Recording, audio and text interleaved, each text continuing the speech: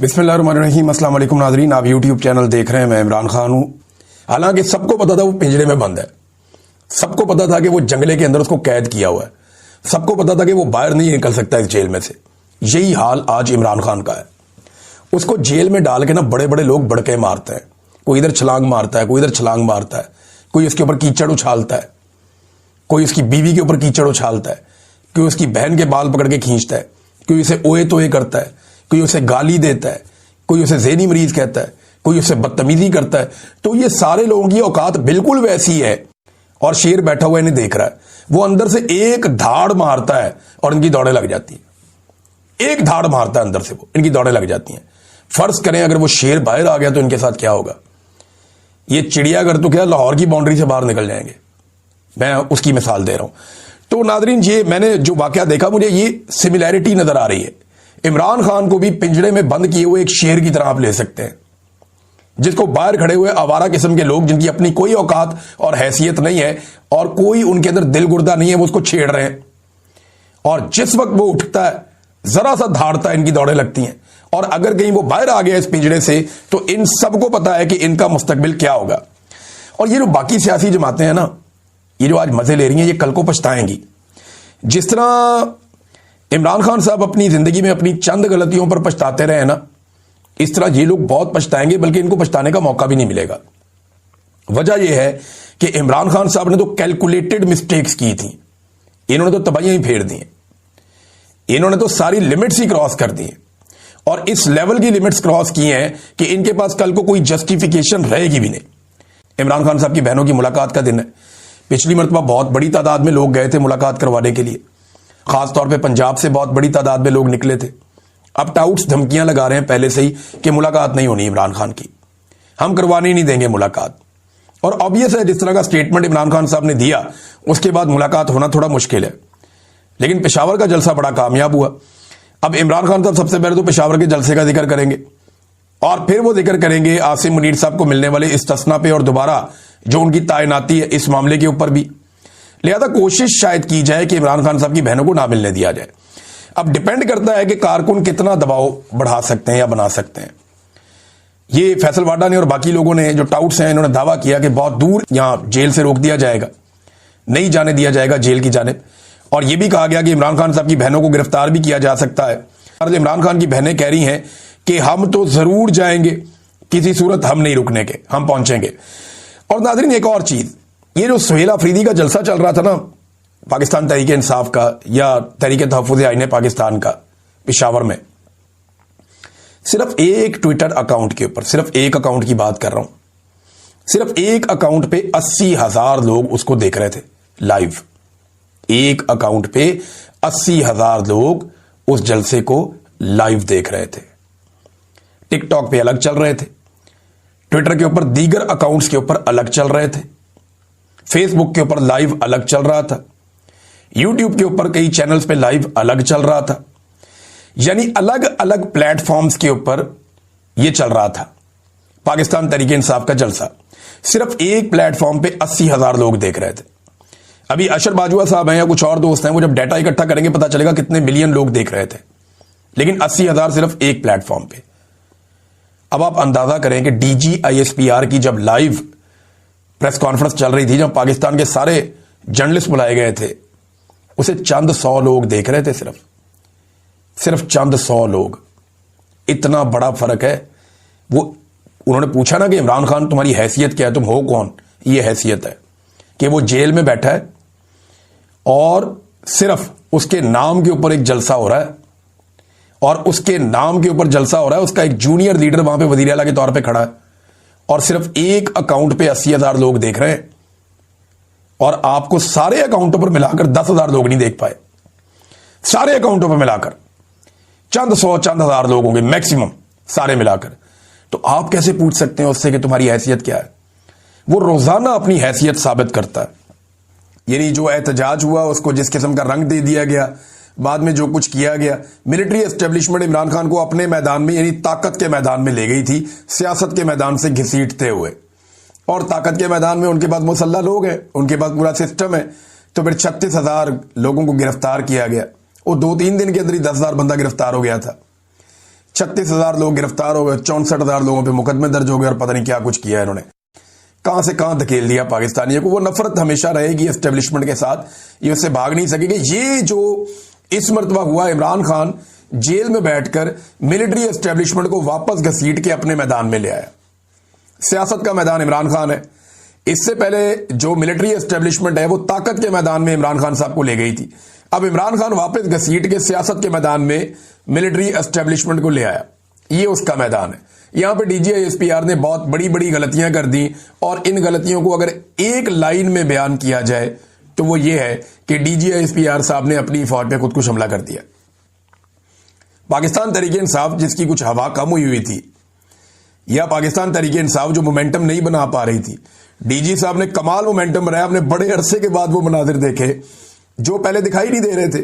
यानी पेशावर वाले जलसे में जिस तरह लोग निकल कर आए हैं और जिस तरीके से वो जलसागाह भरी है, और जैसे वहां पे लोग आसपास इर्द गिर्द मौजूद थे, जो रिपोर्टर्स वहां से रिपोर्ट कर रहे हैं, जिन लोगों से मैंने बात की, बहुत सारे हमारे ऐसे जर्नलिस्ट हैं जिनका कहीं पे झुकाव भी नहीं है।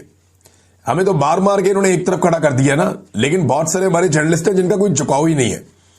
वो जर्नलिस्ट अपने मुंह से चिल्ला चिल्ला कर कह रहे हैं कि जनाब ये कमाल हो गया। अवाम के अंदर बहुत गम गुस्सा है, बड़े जोश और जज्बे के साथ बहुत बड़ी तादाद में लोग निकलकर आ गए हैं। अब लोग निकलकर आए हैं, वहां पे जो तकारीर हुई वो तो एक अलग बात है, लेकिन यहां पे सीखने के लिए कुछ है कि पाकिस्तान तहरीक इंसाफ कितनी मेच्योर हो गई है लड़ाई लड़ते लड़ते, कि तहरीक इंसाफ ने डीजीआईएसपीआर को गाली का जवाब गाली से यहां भी नहीं दिया। एक दिन पहले भी गाली का जवाब गाली से नहीं दिया, यहां भी नहीं दिया। लेकिन पब्लिक को तो नहीं रोक सकता ना कोई, पब्लिक के मुंह पे हाथ नहीं रख सकता। जब भी कोई ऐसी बात होती थी तो पब्लिक वही बोल रही थी जो डीजी साहब बोल रहे थे। अब लोग बड़ों से सीखते हैं। डीजीआईएसपीआर ने जो लफ्ज इस्तेमाल किया पूरे जलसे के अंदर, लोग उसी लफ्ज से मुखातिब कर रहे थे। ये बड़ा नामुनासिब है जो डीजी साहब ने काम किया और लोगों को सिखाया। ये नहीं होना चाहिए था, इसकी कोई गुंजाइश पाकिस्तान की सियासत में नहीं होनी चाहिए थी। अब हैरत की बात मुझे यह है कि पाकिस्तान के जितने भी जमहूरे हैं, चाहे वो एमक्यूएम वाले हों, चाहे वो पीपल्स पार्टी वाले हों, चाहे वो नून लीग वाले हों, चाहे बाकी जमातों वाले हों, ये जमहूरे सारे के सारे आगे प्रेस कॉन्फ्रेंसें कर रहे हैं और इनके ऊपर बेचारों पे दबाव डाला गया कि आओ यार आके हमें जो है वो आप कहो आकर के हमने ठीक किया है। तो अब वो जमहूरे कह रहे हैं जी हम 100% मुत्तफिक हैं, जो डीजी ने कहा, डीजीआईएसपीआर ने जो कहा जी हम उससे मुत्तफिक हैं। वो खैबर पख्तूनख्वा से पीएमएलएन के लोग आ गए, वो उधर से जो है ऊपर से बलूचिस्तान का वजीर आला आ गया, एमक्यूएम के बंदे इकट्ठे होकर बैठ गए, फारूक सत्तार वगैरह ये सारे। अब अंदाजा करें कि ये मुस्तरद शुदा शक्लें हैं। अवाम ने इनके ऊपर मोहर लगाई हुई है कि हमने इनकी शक्ल भी नहीं देखनी। अवाम ने इन शक्लों को मुस्तरद किया हुआ है और ये शक्लें जो है ये इनको इस्तेमाल किया जा रहा है मिलिट्री एस्टेब्लिशमेंट की जानिब से कि आप हमारी इज्जत बहाल करवाएं। इमरान खान 1989 का भुट्टो नहीं है और ना ही आज 2007 का पाकिस्तान है। वो एक ऐसी कौमी शख्सियत है जिनकी जड़ें उस सूबे में गहरी हैं जिस पर रियासत सबसे ज्यादा इन्हिसार करती है। इसे खत्म करने से बहरान खत्म नहीं होगा, इससे रियासत जिंदा नहीं रह पाएगी, कायम नहीं रह पाएगी।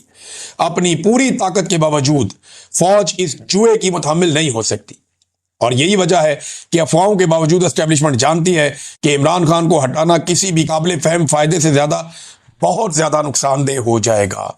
इमरान खान साहब को अगर किसी के दिमाग में ये खुराफात हैं भी तो ये वो खदशात हैं जो सबके दिमाग में हैं कि इमरान खान साहब को खत्म करने से इनकी अपनी नस्लें खत्म हो जाएंगी। नादरीन, आज फिर मुलाकात का दिन है और मुलाकात का दिन है तो सुहेल अफरीदी साहब का, उनके कुछ एमपीएज हैं और शाहिद खटक साहब का नाम आया हुआ है कि मुलाकात करवाई जाए। अब ये लोग अडियाला जेल तो आज जाएंगे। अब टाउट्स ये कह रहे हैं कि मुलाकात नहीं करवाई जाएगी। टाउट्स को किसने बताया? टाउट्स को उसी ने बताया ना जिसने ये फैसला किया। तो ये अदालत में तो जजेस नहीं बताते कि हमने क्या फैसला किया, उन्होंने तो फैसला करके दे दिया। या टाउट्स को बता रहा है वो जो जेल का सुपरिटेंडेंट है वो बता रहा है? नहीं, वो भी नहीं बता रहा। तो इमरान खान साहब जो कहते हैं कि जेल में एक कर्नल बैठा है और वो कंट्रोल होता है आसिम मुनीर से और वो वहां से मामला चलता है, मुलाकात करवानी है या नहीं करवानी, आइसोलेशन में रखना है, अकेलेपन में इमरान खान को या नहीं रखना, तो ये चीजें वहां तय होती हैं। अब टाउट्स इसकी बुनियाद के ऊपर कुछ दावे कर रहे हैं। बहरहाल ये मुलाकात करवा दी जाए तो अच्छी बात है। अब वो कहते हैं जी सियासी मुलाकात नहीं होने देंगे, तो नवाज शरीफ साहब से जो मुलाकातें होती थी वो गैर सियासी होती थी। कौन सा लीडर है पीएमएलएन का जो नवाज शरीफ से जेल में जाकर नहीं मिला? दूसरी जमातों के लीडर जाकर नवाज शरीफ साहब से जेल में मिलते रहे। बहुत सारे सहाफी, कॉलम निगार, इनकी बड़ी तादाद जेल में जाकर नवाज शरीफ साहब से मिलती रही। हत्ता कि वो लोग भी नवाज शरीफ साहब को जेल में जाकर मिलते जिनकी कोई तुक्की नहीं बनती थी, लेकिन लगातार ये मुलाकातें होती रही हैं। तो इमरान खान साहब को भी मिलने देना चाहिए। मेरे ख्याल में अब टेम्परेचर को नीचे लाने की जिम्मेदारी एस्टेब्लिशमेंट के सर पे आती है, और वैसे भी आजकल एस्टेब्लिशमेंट में बड़ी बेचैनी है। इमरान खान साहब की हिरासत में मौत के बारे में अफवाहें आई और बहुत अदम एतमाद था लोगों के अंदर, और पाकिस्तान के सियासी मंजरनामे की सारी मंजरकुशी हो रही है। हुकाम ने दावे किए कि जनाब ऐसा कुछ नहीं हुआ, लेकिन ये अफवाहें बहुत तेजी से फैलती हैं। आसिम मुनीर साहब ये समझते हैं कि इमरान खान को ख़त्म करना एक बड़ी तबाहकुन गलती होगी, जिसे एस्टेब्लिशमेंट किसी सूरत बर्दाश्त नहीं कर सकती।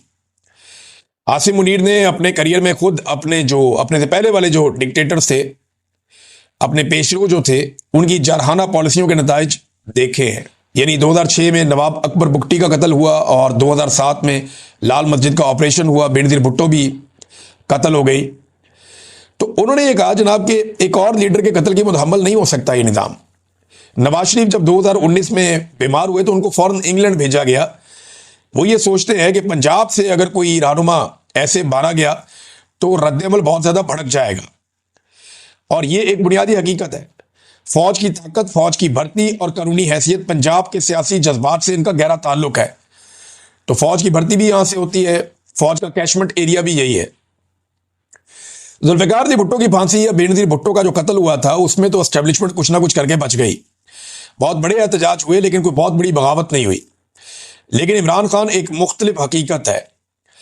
वो नस्ली तौर पे पंजाबी नहीं, पश्तून है, लेकिन उनका ताल्लुक पंजाब से है और पूरी कौम में उनकी हमायत है, और पाकिस्तान से बाहर भी उनकी हमायत बहुत बड़े पैमाने पे फैली हुई है।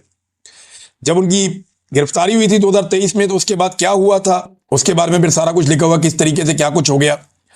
तो उन्होंने कहा खान को खत्म करने से सियासी बदअमनी को भड़काने का खतरा फौज नहीं ले सकती, खास तौर पे ऐसे वक्त में जब मुल्क की मईशत बहुत बुरी तरह तबाह हो रही है। खान को हटाने से पाकिस्तान की सियासत में एक बेमिसाल शहीद पैदा हो जाएगा, और ये बहुत मुख्तलिफ शहादत होगी अगर इमरान खान को कुछ किया गया तो। इमरान खान बहुत बड़े पैमाने पर नौजवानों के लीडर हैं, और डिजिटल हकीकत जो है वो इमरान खान साहब के ताबे है इस वक्त, और ये एक मुज़ामत की अलामत के तौर पे नौजवान उनको देखते हैं। और ऐसी शख्सियत कभी भी ख़त्म नहीं होती, गायब नहीं होती, ख़त्म होने के बावजूद ये मौजूद रहती है, बल्कि फैल जाती है, और एक बहुत बड़ी तहरीक खड़ी हो जाएगी, और रियासत को अपनी तारीख के शदीद तरीन सियासी रद्द-ए-अमल का सामना करना पड़ेगा। अब ये जो जुमले ना, ये बहुत इंपॉर्टेंट है, ये आपने गौर से सुनने। ये डिप्लोमेट लिख रहा है, अमरीकी मैगजीन है। एस्टेब्लिशमेंट ये जानती है, और इसे भुट्टो की नज़ीर अच्छी तरह याद है, कि इस तरह की तबाहकुन रविश ना दोहराई जाए। यहां तक कि आज फौजी क़यादत के पास वसी इख्तियारात के बावजूद सियासी हकीकत ऐसी हुदूद आयद करती है जिसे कोई इदारा नजरअंदाज नहीं कर सकता। ये जुमला आ गया। गुस्से की वजह क्या है? गुस्से की वजह यह है कि पाकिस्तान की एस्टेब्लिशमेंट ने इमरान खान को एक मरतबा फिर अंडर एस्टिमेट किया। इन्हें यह लगा कि नोटिफिकेशन फंसा हुआ है, ऐसे में इमरान खान कोई सियासी फैसला करेगा, और इमरान खान आर्मी चीफ के लिए कोई नरमी पेश करेगा, ताकि अगर आर्मी चीफ के ताल्लुकात या फौज के ताल्लुकात वहां पे मौजूदा पीडीएम की जमातों के साथ खराब हो रहे हैं, या जरदारी और नवाज शरीफ के साथ कोई अच्छे नहीं है, तो इमरान खान फौरन एक रूम क्रिएट करेगा कि ठीक है जी इधर आ जाओ। लेकिन वो हुआ नहीं। इमरान खान तरील नहीं करेगा, ये तो अब कल के दिन में साबित हो गया। यानी अगर नवाज शरीफ या जरदारी ये चाहते हैं कि आसिम मुनीर साहब को हटाकर एक नया आर्मी चीफ लेकर आए, तो इससे अच्छा मौका उन्हें नहीं मिलेगा। देखिए ना, आर्मी चीफ को हटाते हुए या नया आर्मी चीफ लाते हुए या एक्सटेंशन से बचना हो तो टेंशन क्या होती है? वो यही होती है ना कि दूसरी जमात के साथ जाकर मिल जाएगा आर्मी चीफ, या दूसरी जमात की गोद में जाके आर्मी चीफ बैठ जाएगा, या उनको साथ अपनी गोद में बैठा लेगा। कोई ऐसा ही खेल होता है ना जो खेला जाता है हर दफा। सियासतदानों को यही डर होता है ना कि जनाब अगर मैं फौज के साथ ठीक ना रहा तो दूसरा ठीक हो जाएगा। तो इमरान खान ने सियासतदानों का ये डर भी दूर कर दिया।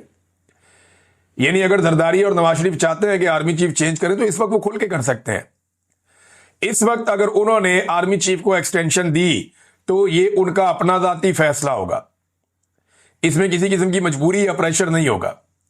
मजबूरी इतनी सी होती है ना कि दूसरी सियासी जमात की तरफ आर्मी चीफ चला जाएगा, वो अवाम में बहुत मकबूल है जमात। तो इमरान खान तो डील नहीं करता। इमरान खान ने तो अपने कल के स्टेटमेंट में शट अप कॉल दी है उन तमाम जहनों को